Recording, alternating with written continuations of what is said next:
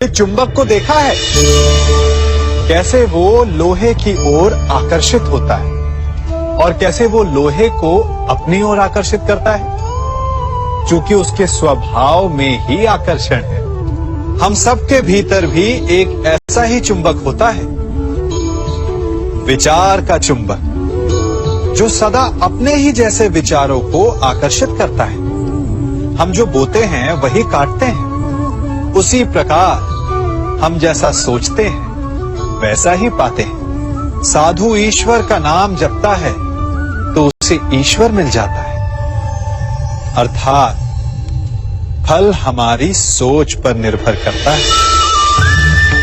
ओस की बूंद यदि केले के पत्ते पर गिरे तो वो कपूर बन जाती है, सीप में गिरे तो मोती, और यदि विषधर के मुख में गिरे तो विष। बूंद एक है परंतु उसके प्रारब्ध भिन्न है, क्योंकि उसे आकर्षित करने वालों का व्यवहार भिन्न है।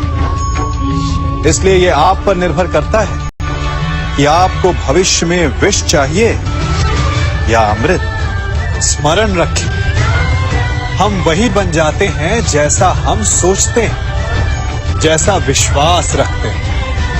यह आपका विश्वास ही है जो ये निर्धारित करेगा कि आपको विष मिलेगा या अमृत। इसलिए अपनी सोच को सुदृढ़ रखिए, सकारात्मक रखिए, और फल भी सकारात्मक ही आएगा। जब से ये सृष्टि बनी है, नदी की धारा और चट्टान के मध्य सदा संघर्ष रहा है, परंतु हर बार चट्टान की कठोरता को हारना पड़ता है, और नदी की धारा कोमल होते हुए भी कठोर चट्टान को काट देती है।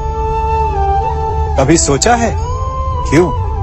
चट्टान इतनी कठोर और जल इतना कोमल, चट्टान इतनी दृढ़ और जल इतना लचीला, फिर भी सदा जल कठोर चट्टानों के मध्य से अपना मार्ग बना ही लेती है।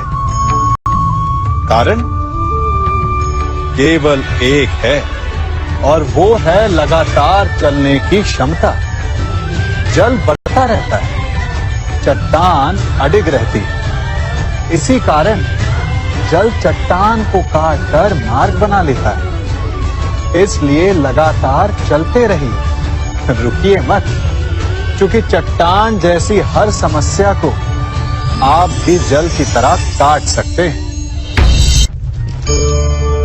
इस फल को देख रहे हैं आप? अभी अभी अपनी डाल से अलग हुआ है। बड़ा दुख होता है ना जब आप अपने उद्गम से अलग होते हैं, परंतु ये दूरी भी आवश्यक है। अब इस फल को ही ले लीजिए।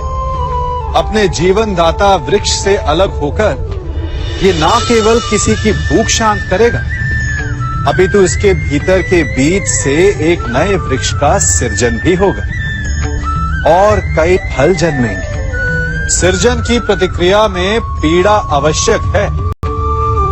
यदि पीड़ा नहीं होगी तो सृजन नहीं होगा।